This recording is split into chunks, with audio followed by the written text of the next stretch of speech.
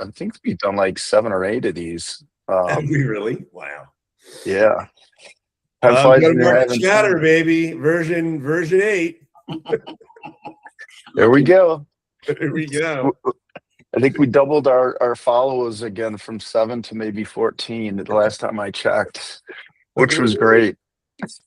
Killing it.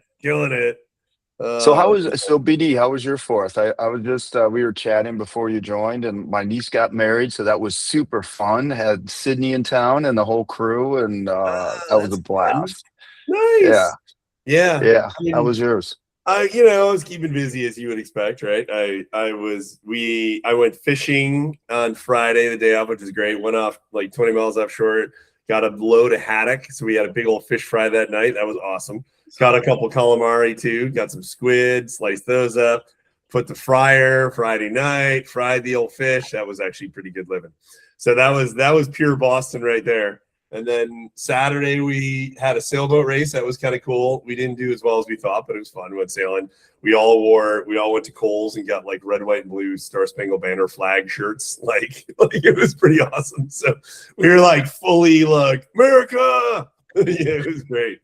So we pulled out of the yacht club and we put on like some America's Spotify thing, and it was like the Army national song. It was hilarious.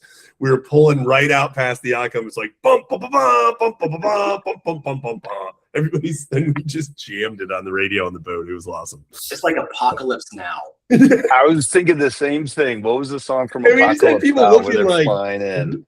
Who is that cranking the radio over there, right? All class right here. You're like, exactly. All class. Army National Theater song right here. So, yeah.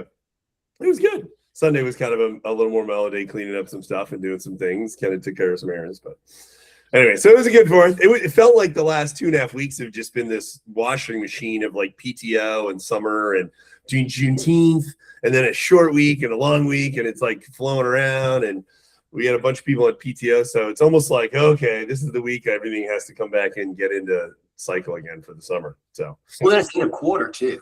It was end and start of quarter. It was you're right. It was at a quarter, right? So there was a lot of that going on. So Tackle had a really good quarter. That was great. Nice. We hit our quarter first time since like, dare I say, like 2023. Like it's been a long haul. It's been a long haul to tackle. You mean the stretch? You mean the stretch goal, right? No, that's awesome though. Dude, that's really good. I mean, I as you guys know, I still pay attention, and man, my little alerts and triggers. That's like the momentum continues, and this agent space is crazy. Like kind of redefining. I think the go-to-market motion in a way with the agent marketplace because they're struggling to monetize it, but it's definitely getting a lot of questions and a lot of comments, right? So, yeah, for sure. The other, anyway, you want to dive into it or what? I don't know. This is like our floor. I was still just wrapping up the 4th, but I feel bad I didn't hear what Amin or you did over the 4th. So, what did you guys do over the 4th? Then we'll get into it. Well, I had the wedding, so I'll let Amin. Oh, you had the wedding. Okay. That was the whole weekend. Okay. I absolutely. I think I was mountain biking. Mountain biking? Do you have a canyon? Well, you're repping, baby. Like Canyon, if you're listening, one of our followers. My 14 followers. You want to give me a free bike. Yes. Yeah, no, that was it. I think that was all I really did. I was saying earlier, it's like all I did was just sort of kick back and just take it in. Good for you, dude. Lower the blood pressure and feel better, right? Yeah, seriously. I mean, it's been kind of nuts, the last couple weeks. So it's been kind of, like have a week and just be able to ride the mountain bike and get on bikes. It's nuts. That is good. That is good. Like I said, I went for a run this morning, first time in like 3 weeks, and it felt pretty good. I was like, it's like, all right. So I mean, was that riding bicycles or your bikes? Did it take us just sounded like mountain bikes? Mountain biking, okay, good. Because I was like, oh, wow, did we already get to the motorbikes? That just like 7 minutes in, right? I know. I'm not entirely surprised. I do like it. It was spotlighted on that thing that I showed you last night on the. Oh yeah. He's got his 2 dirt bikes. One of these days I'll get up there. Dude, you have to, man. You have to. God. I almost bought there's a 2024 KLR 650 with 12. I probably shouldn't tell you because you might buy it, but it's like on Facebook Marketplace. It's in Rhode Island. It's only got 1,200 miles. Dude. It's like brand new. You can tell some old dude owns it, and he's like, "Don't ride it, don't use it." And he's selling it. He's had it for $6,000 now, $5,000 now, 4,500. I'm like, it's like free. I was like, $4,000. It's actually irresponsible for you not to get it. Really. I actually texted my wife because my birthday was July 1st. And I was like, can I have this for my birthday? And she was like, really? You don't even have enough time to use the toys you do have. And I'm like, that's not the point. It's not. There is, as a quick aside, I saw this thing. I see if I can find it, send it back to you guys. My buddy sent it. And it's a meme. And it's this girl. And she has the camera like super close, right? And she's crying. And she's like, well, she's like, guys, I need you guys to help me and tell me like what's next. First, he got a bike, and then he got another bike, and then he's talking about getting a Zwift. Like what else? I don't even see him anymore. And like the comment section is like Garmin commented on it, and it's probably Garmin comment. They're like, this is just the start. And Strava is like, follow him on Strava. And it just goes down this list of like, yeah, that's true. That's all true. Yeah, it's all true. It's all true. Yeah. I mean, I was just literally, I tried to talk her. I was like, if we got this, we could take some really cool like rides through, through Maine and into Nova Scotia. And she was just like, if you retire, you can buy that bike. And I was like, damn it. Like, what's the other option? Yeah, I was like, what's the other option? It's such a good deal. It's like free, dude. Oh my God. I'll have to send it to you after. Dude, yeah. How much is it again? $4,500. Is it where is it? Is it Rhode Island? Rhode Island from here. Yeah. Wait, what town? I mean, you're totally getting competitive. He's gonna outbid you. He's gonna find the guy. I mean, I'll give you 4,600. I'll send it to you. I already talked to the guy. I mean, I texted the guy. I think it's listed for $5,000, and I said 4,500. He said sure, and I'm like, oh my God, dude. I was like, this bike is friggin' perfect. It is like literally perfect. So anyway, yeah, that is definitely my that's definitely my my weak point is like buying too many things. There we go.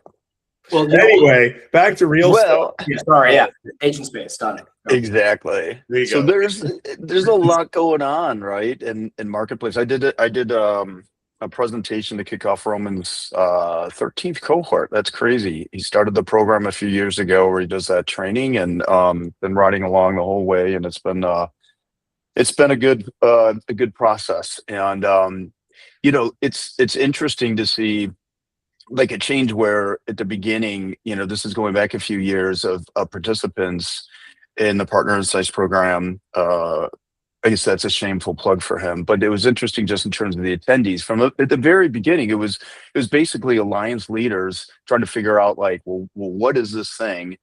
Or someone on a channels team or ops team trying to figure out, I've been tasked with this, so I'll try this and see if this will tell me what to do. And you shift forward a few years, and it's like, yeah, I run, even for mid-sized companies, I run marketplace operations. It is a business function. And that's like, I'm thinking back to the early days of Tackle. I mean, it was like, early on was like, look at, you got to move, you like VP of partnerships, you got to move outside of, this isn't just that, hey, I'm going to do this on the side. You got to loop in the CRO, you got, business ops is involved, rev ops, etc. And now it's just like, it seems like it's a complete function. It's probably like old news by now, but it's encouraging to see because it took a while. Yeah. I think that is true. What the biggest thing that's like I'm seeing a shift is, and I say this with all my AWS friends and everybody else, but like the super shiny new object is not really AWS anymore, right? And it's like it's Anthropic, it's OpenAI, it's some of these other crazy big, even the Snowflakes and Datadogs, right, who are clicking around, and it's like people are wanting to co-sell with those people. Not like, the Anthropic marketplace thing that came out, Chris Cruz from AWS went over there, Brian Landsman from Salesforce went over to OpenAI. Like, those are the places where people are like, how do I latch onto that train? And so we're seeing like these, like the only, I mean, I'm just tangentially to what you're saying. It's not like a cloud go-to-market thing anymore. It's kind of like, how do you partner with all these people? Yeah. Right? Because it's not like, and how do you even, like, these people are trying to build a marketplace on the fly. They don't know what they're doing. And everybody's running a million miles an hour. It's like wherever that lands is going to be interesting. We get that question every single day. How can I partner with Snowflake or Databricks or OpenAI or Anthropic? How do we get in the partner program? Do they have a marketplace? Could you help me get on it? I mean, you know, all that. Everything. It's funny because it's everyone is still, I think, dangerous. A lot of people are still dangerous with that term marketplace. Sort of like, it's a marketplace. What is it? Can you transact? Like, I don't really know. I'm not really sure. I need to be there, I think. What's the business? Right. I need to be there, I think. Right. Right. And so it's still like these really interesting questions. And it's funny because even with AWS, you look at AWS, and to your point, AWS it's not sexy at all. It's just not anymore. I mean, it still does a truckload of money. Yeah.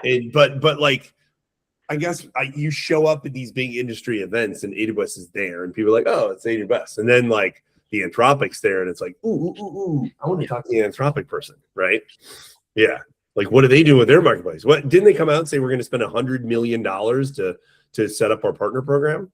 I think, and then OpenAI came in and said the same thing. Like they literally publicly said we're going to spend $100 million to set up our partner program.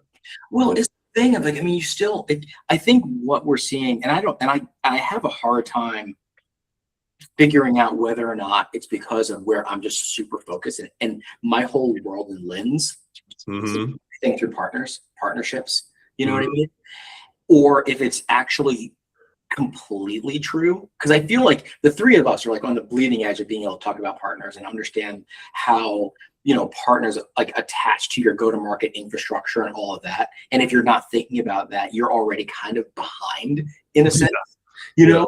But I still think that the market is still behind in terms of understanding how to monetize all of your different partnership channels. Because mature organizations, you've got your VARs, you've got your disties, you've got your technology partners, you've got your strategic partners. And that's a whole other thing. Like, what's a strategic partner? Like, I'm not really sure. And then you have your hyperscaler partners. And then it's all of these different piece parts that connect throughout the business, right? And I think people are still, if anything, they're starting to see that there's a significant amount of complexity when you start saying, like, I want to be part of these marketplaces and I want to transact seamlessly within these marketplaces. And then you can ask the question, okay, well, tell me about your RevOps team. Well, they're underfunded. Well, you're not going to be able to take advantage of marketplaces if just the basics of your operational team is not there, you know? Yeah. I mean, all the, I think it comes back, like you said, marketplace as a word is really fuzzy. Some are transactable, some aren't, some are just integration, some are being rebuilt. That is how people deal with that and manage that stuff is tricky. And RevOps and all these other operation teams are totally not set up to deal with these other. They're barely getting set up to deal with the cloud marketplaces, let alone the other ones. Right. Does it fall back to like the architecture of RevOps from the very beginning, which is like we just need to start with this direct thing, and then we go into this, you know, channel thing. Maybe it's a reseller, then you get into a disty thing, and so you're cobbling together the scaffolding that maybe isn't built on the same foundation, and so now we have to build this new route to market, but recognize all these sort of quasi bespoke channels that have been emerged over the last 30 years or longer. Is that the root cause here, you think, or is it? I have my own opinion. You go first. I don't know. That's an interesting one on RevOps because I'm like, I haven't thought as much about RevOps as the blocker. I've been dealing more on the business side of late, and I will say we run into more and more companies. I sat down with a tackle customer, a 3-year tackle customer. Who's doing tens of millions of dollars in marketplace and at New York Summit 2 weeks ago, and they still send out a sales order form. They get the DocuSign, then they actually send them an invoice, and the person responds to the invoice, and then they use Marketplace just to collect the cash. And they end up, the problem is the private offer for Marketplace may end up being like 7 to 10 days later than the sales order form. So the subscription dates are off and things are gone. And they're still, and I was like, what are you doing, dude? And he's like, oh, it's creating all kinds of problems. And I'm like, yeah, like that makes no sense. He's like, oh, I just can't get him to budge. I can't get him to change. They don't. So I'm like, so you're telling me your customer is getting an invoice from you, and then they're being told not to pay it, and then they're getting a line item on an AWS bill 30 days later that they do have to pay, and they have to book the, and I'm like, and then you wonder why you're struggling. I don't even know how you do $30 million through it. Yeah, at that. I mean, so there's still, I don't know. I'm still totally befuddled by that. How long have they been? It's interesting because to me it almost sounds like they were an early adopter of Marketplace, and they had a set of business criteria and policies and procedures and processes. Mm-hmm. And then they started this Marketplace thing and like, oh, this is really great, awesome, cool. But they never went back and evolved their business processes to align with the go-to-market. And now it's this weird thing of like, you have all this legacy process that it's like, well, hey, like I know it works. Yeah, right. I know it works, but you gotta submit. You gotta push down the invoice or like do it differently. Like it's like they don't still 5 years, 10 years later don't trust that like accepting a private offer is a contractual agreement. Well, it's an emotional thing. It's an emotional thing where like I know this works. Yeah, I think it's more like the easy path because we've all dealt with legacy organizations, and the easy path is just no. We don't have time to rethink this whole thing. We just know this stuff works, and we're just going to make these incremental changes. So the result is that sort of like scaffolding that's really not on a solid foundation. At least that's what I've come across in my career. Is like few people will recognize, this is fundamentally different. And it probably impacts, if we go across all the other channels in our example, it probably is time for us to revisit the way we do the entire thing, right? Yeah, especially with all the agents and everything now doing all this stuff. Right. That is hard to do, though, in a company that's been around for more than 5 years. Well, I agree. I'm living it right now. It's like we've all been inside big companies, and it is. I agree. It's very difficult to do. And daunting, particularly in days of limited agent, budgets. I mean, I'm not talking Cisco like been around for 50 years. I'm talking like Tackle been around for like 10 years. And it's like redo our stuff with agent, it would be friggin' impossible, dude. We'd have to start over. It's like and that's the piece. Like that's the expensive piece. It's expensive in time. And you don't have any peers to look at. To say like, what is the use case of like, what does good look like? Like, I'm not really sure. I just know that this doesn't necessarily work. And it's like, and you look at all the headwinds that are in front of your business and you're like, well, I know this works. And if I have limited resources and I'm going to spend those resources on something, I would rather spend those resources looking outside the business instead of looking inside of the business for something that isn't necessarily broken. And I can't quantify what it's limiting. It isn't necessarily broken is like the key, right? Mm-hmm. Yeah. It's not just like we'll throw bodies at it. Yeah. Right. Yeah. Right. I think it goes back to something. It's kind of interesting, and it is now in this day with like you can like build things so much more quickly. But getting people to adopt those changes is really what we're talking about here. Is organizational change, not just a technology thing. But I think, and I don't know if we're ready to shift topics, but here's another thing I wanted to go back to a comment you made, Denker, which is, the people are coming to you like, who should help me partner there? Help me get into Anthropic, help me, here. And, it just demonstrates that the competitive moat in, say, Tackle at this point, or the business unit at this point, it's not necessarily the technology platform, because that's been repeated many other times. It's not a moat. The moat just might be, or maybe it's a question, is the moat in part the relationships that you bring to the table, the experience, the tribal knowledge, etc. Like, do you consider that part of your competitive advantage these days, or is it just, oh man, Yeah, I would even go so far as to say, like, the company has changed and it's become a like consultative advisory lead with a product pull through versus like the product, and then you sell a coach on it, right?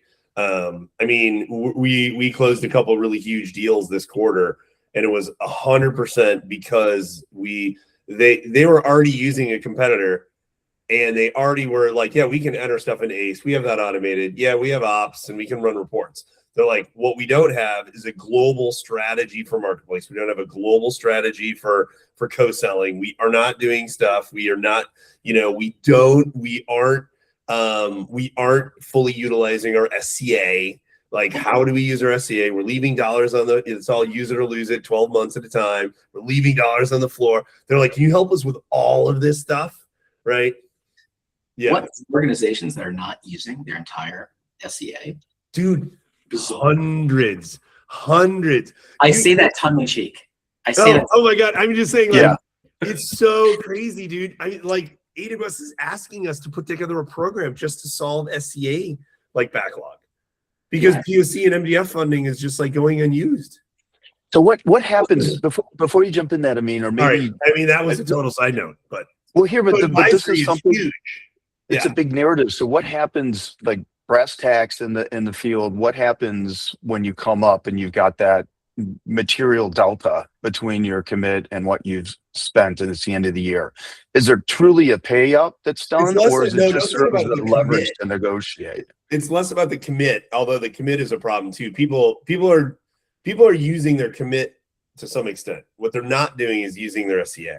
So if they sign up for 10 million a year, okay, so they'll flip up. It's a little bit less of like, we're not hearing AWS complain about people missing their commits because AEs are all over that. Yeah. What happens is, like, an alliance manager a year ago got all hot and bothered with AWS, signed an SCA, pushed it through, got it done, got like $1 million a year in POC funding. Then he got riffed or fired or left, and they got 2 more years of the 3-year SCA, and everybody's like, what the hell are we doing with this thing? I don't even know how to use these POC funds. Nobody can see the MDF wallet. Nobody knows the part.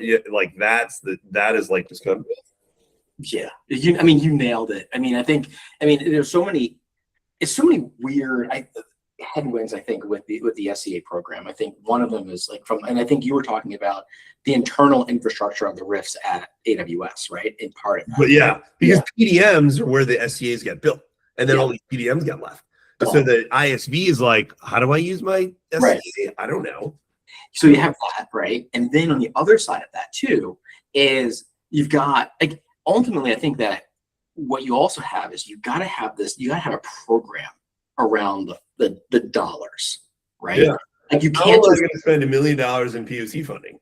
100%. Like, and it's like, and you got to look at it like, and I think a lot of folks generally have looked at it like individual buckets of like, oh, well, I think I'll apply this here and this, and understanding the definitions of I'll apply POCs here and sandbox credits here, and maybe I'll use MDF in some other place, right? Okay. But if there's not a cohesive program that you can attach to your sales cycle, defensible sales cycle, right?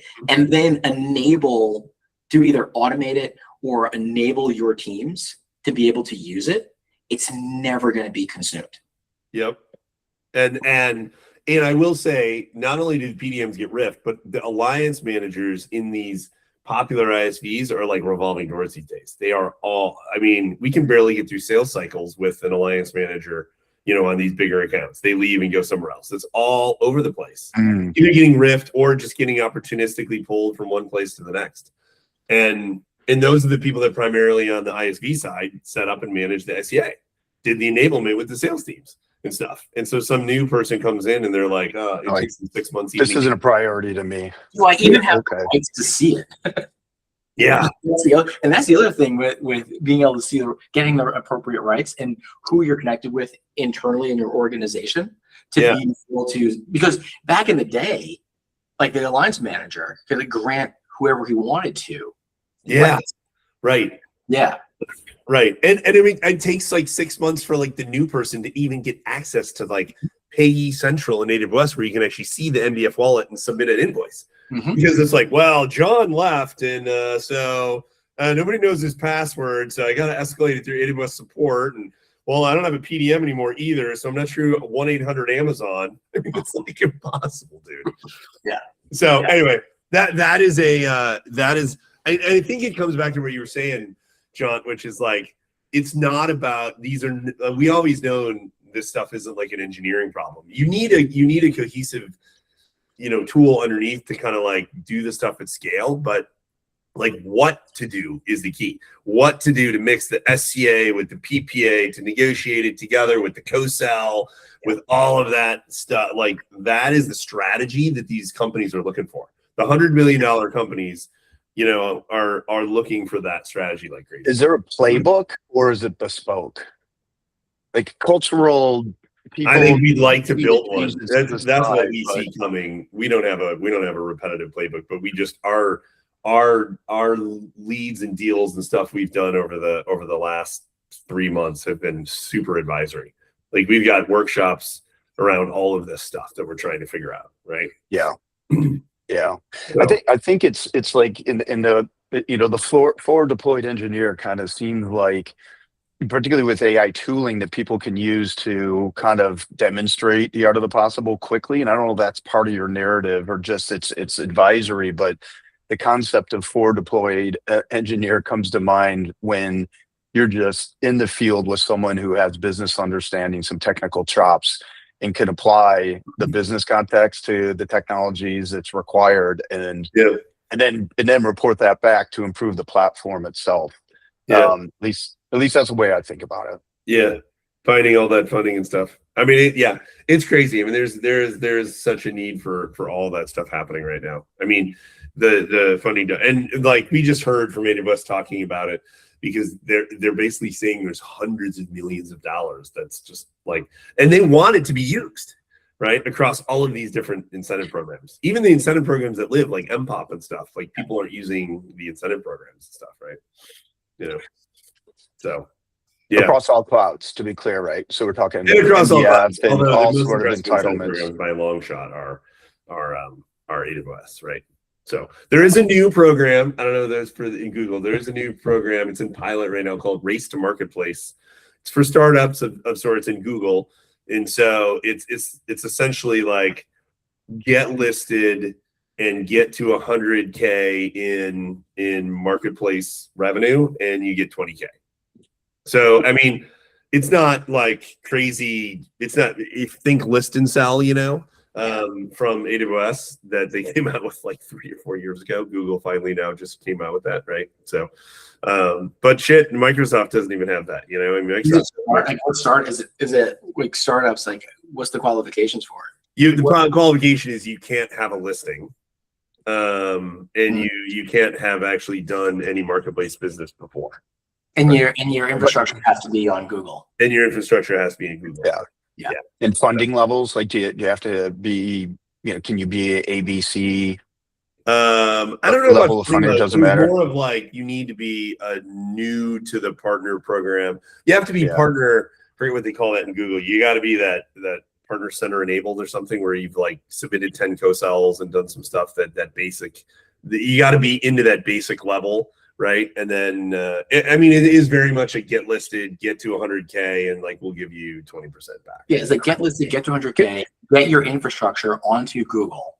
Right. We'll give you a couple things. By the way, Denker, that was some pretty good, impressive stand and deliver, details about one specific marketplace out of all the things that you are responsible for talking about. So well done. I got one other nugget came out in New York Summit. I don't know if you guys heard, but this is cool, is that they reduced ProServe marketplace fees from 2.5 to 0.5.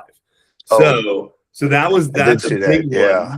And then rumor has it they're trying to make it even better if you do if it comes to a multi-product offer. Yeah. So all of this is to incentivize multi-product offers, right? So if you go put in a multi-product offer with 2 or 3 software things and your services wrapped around it, we're only going to take 0.5 point or less off your the SIs. If I was an SI, I would be bundling things together that my target market most obviously puts together and put that in marketplace. I do that all day. I mean, is that who or is it like, they don't think manifesting self? They don't. I mean, it's a lot of resell and all this stuff. It's a little tricky. Like it's not a super easy flow for these guys. Yeah, they're trying to make it, but I mean, it's better now. You don't have to have like 7 private offers.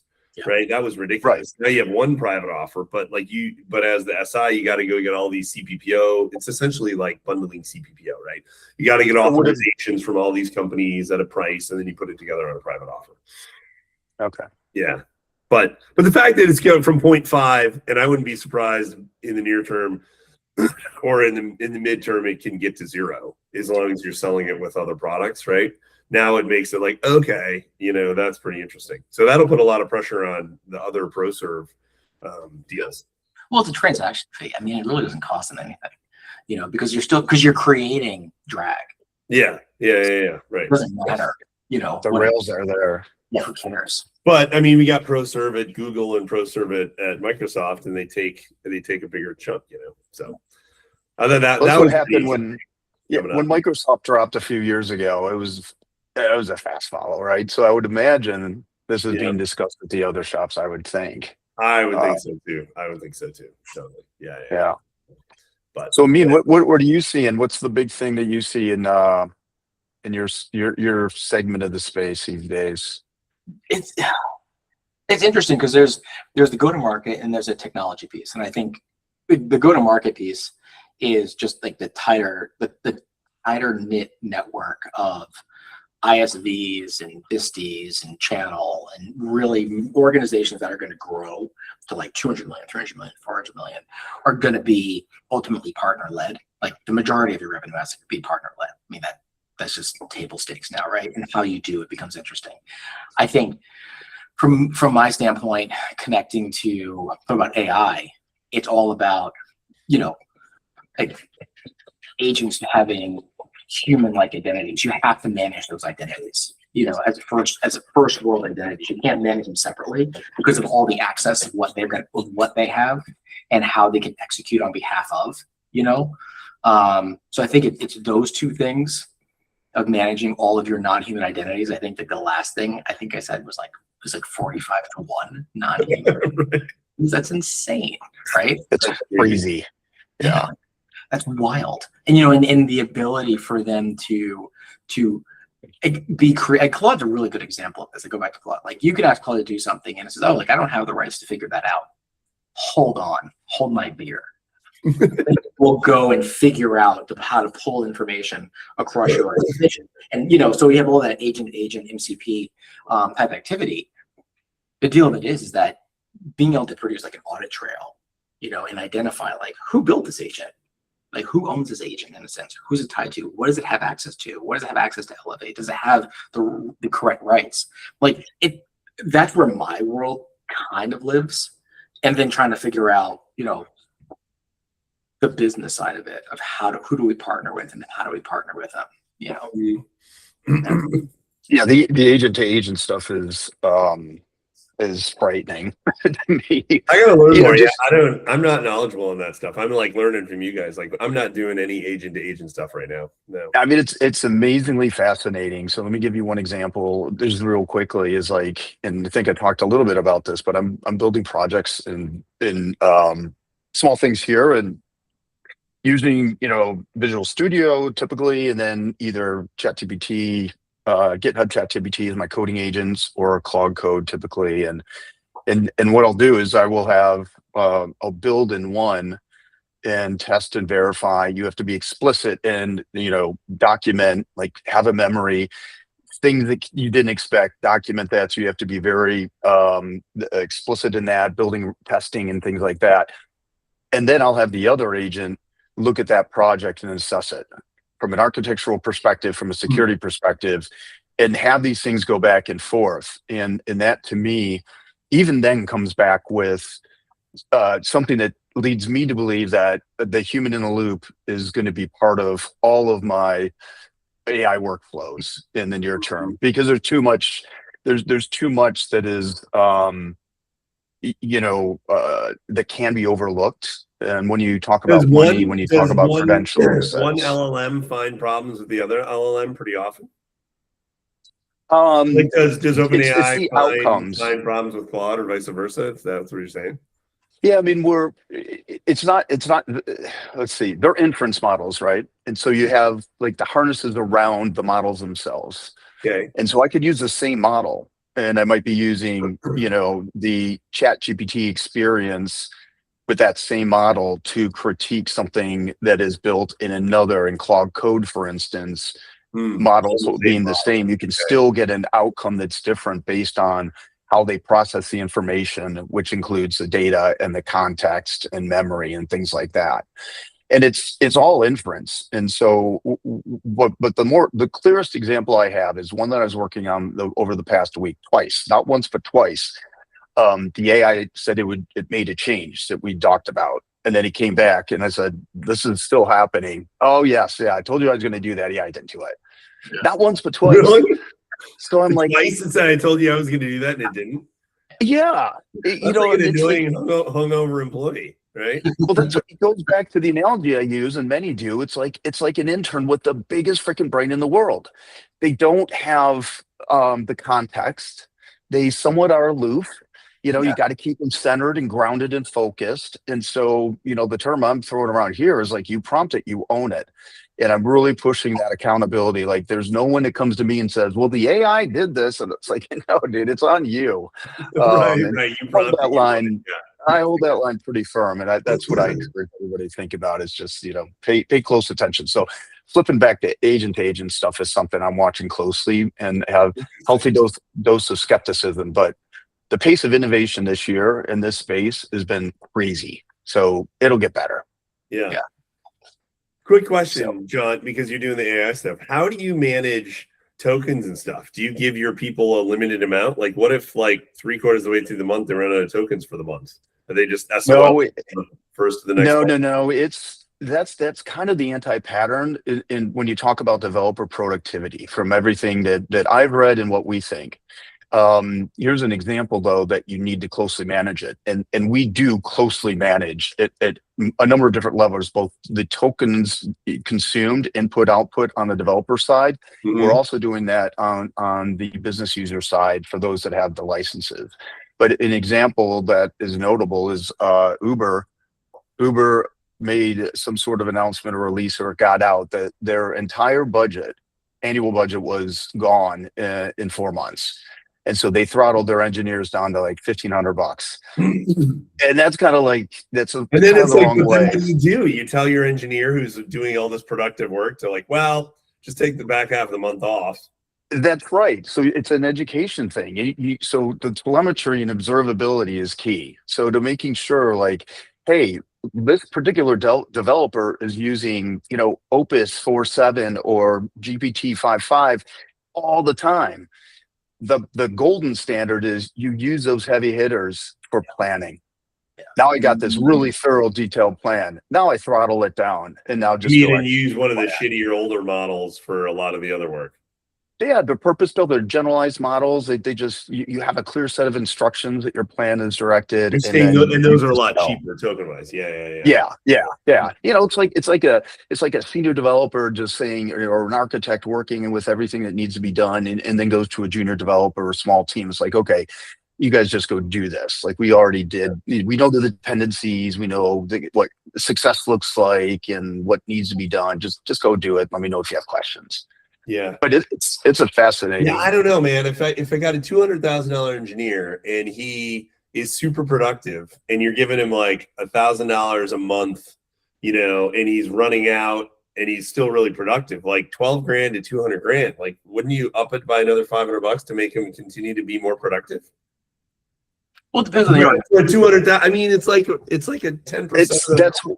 That's why that's the wrong. In general, I think that's the wrong opinion. But I know you had a comment, but I'm going to just throw one more thing at you, which we're watching closely because it's happening already, which is, we are operating just like Cloud Marketplace. All of us using, generative AI, we're operating in a highly incentivized market. All these models cost more to run than what we're paying in our $20 a month, $100 a month, whatever it is. Right. So as we start to have to absorb the full cost, and full cost includes like all the way down to the data center level and water filtration and getting that all sorted, full cost, you get a $200,000 engineer who's using AI. Is the AI cost like $180,000, all loaded? are you better off just keeping that Well, engineer? when I it mean, becomes this that is sort of expensive, like it's tough. But question. right now, it's like 12 grand against $200,000, right? Right. And people are Today, struggling with yeah. that. Is my point. Yeah. Right. No, yeah. So So anyway. it's Yeah, anyways, sorry. it's Not a lot there. That's something I'm hearing a lot about, and I'm hearing people tell me about, and nobody knows quite how to deal with it, right? Because the costs are running away. But I'm like, well, aren't these people more productive? I mean, I'm not an engineering leader, so I don't know, but it sounds ridiculous to me. But I was like, wouldn't you want your most productive employee to spend $12,000 in AI and do like twice the work? Like I would, right. But it's training. It also gets back to habits, and developers still are like, I don't want to use that. It's going to take my job. I don't want to be. Well, that's the opposite side. If people aren't using it very well, right. Yeah. So observability is key. So, I mean, did you have a thought? It's interesting. Are people like, I haven't heard that per se. Like, are people saying I'm not going to use that because it's going to take my job? Is that an actual thing? I haven't heard that as much either. I've heard the opposite. I'm hearing a lot of people squawk. And at New York Summit, when I was talking to people, they all were like running out of tokens and fighting for tokens, and that was a lot of that discussion I had. Yeah. I will say I know a couple alliance managers we had a customer advisory board thing at the New York Summit, and we had like some people were talking about AI flows and stuff because Tackle was trying to do some stuff there. And there was a few people that, like Mike Mason, for instance, who's a customer advisory, a long time Tackle customer stuff. Like, I mean, he had this whole agent flow thing. I was like, holy shit, dude. Like, he's got like essentially like 3 people working for him in the entire flow, answering, responding things, doing things, sending stuff, working with RevOps, like processing things. All this shit happens through agents. I was like, and all the other people in the room were like, whoa, can I talk to you after this? Like, how do you do that? Right. Well, you have to. I mean, it's a weird thing because we talked about this and maybe one of our earlier episodes. Like, Alliance is, I think, incredibly strategic, but also incredibly underfunded. Super underfunded. Right. So and you're like, okay, cool. Like, I'm never gonna get, I'm never gonna get a staff of like 5 people. 10 people. Right. I'm just not. I mean, I may get a staff of like 3 people, maybe some field people to do like actual field events, and they're almost liaise between marketing and things of that nature. But that's a little bit different. But ultimately, if I'm really to grow this thing, I still need that staff. Yeah. And AI, your agents, are the perfect way to augment that. Yeah. I mean, totally. And I mean, you can get the equivalent of a couple people by having all these agents do and getting them trained up enough. But I have another person who's like, it's all about feeding it in. Like, you were good with that, Jont, when you were still doing stuff with us. Like, you fed it all these docs, and then you could actually get really interesting stuff. Like, some of these people, the more they can gather all the information, feed it in, they actually they do smarter stuff. They feed it every contract. They feed it every project. And then it's like, oh, this thing actually learns how to do more productive stuff, right? Mm-hmm. Literally, you could do on day 0 to day 90, right? You could, if you're a new alliance manager and you just said, all right, I'm going to build an agent simply to just engage on every single opportunity that's validated, and you have everything that's automated on the other end. Because that's the other piece too that I think we kind of get into it with, where it's like we say AI, but AI becomes this weird umbrella. And it's like, well, actually, it's automation. Yeah, it's not really intelligence. Then there's some AI elements to it, but it's not completely AI. It's more A. Right? Yeah, so it's agentic. Yeah, it's now an agentic workflow. Yeah. Well, I would say, like, going back to, so this, the virtual cloud deal desk team is something that I've been working on for a while, and it might be interesting to actually just walk through the dynamics of what it is, how it was created. That's something we could do on the side or our next session, if you guys think it's interesting, because particularly if it's actually gaining steam, which I think makes a lot of sense, because, hey, repeatable processes, predictable outcomes, underfunded from a people perspective, and it's a lot of automation, as well as, as I call it, my big bag of AI pixie dust that you sprinkle over it. But I mean, there's a lot of you know, having dealt in low code and RPA and all these automations in my career, this is profoundly different. So, well, hey, I'm looking at the clock and we are well. I know we went ripping past our 20-30 minutes. But I tell you what, though, those that stuck around, you got a good one today. So I'm going to stop the recording and we'll talk to everybody next time. A lot of interesting.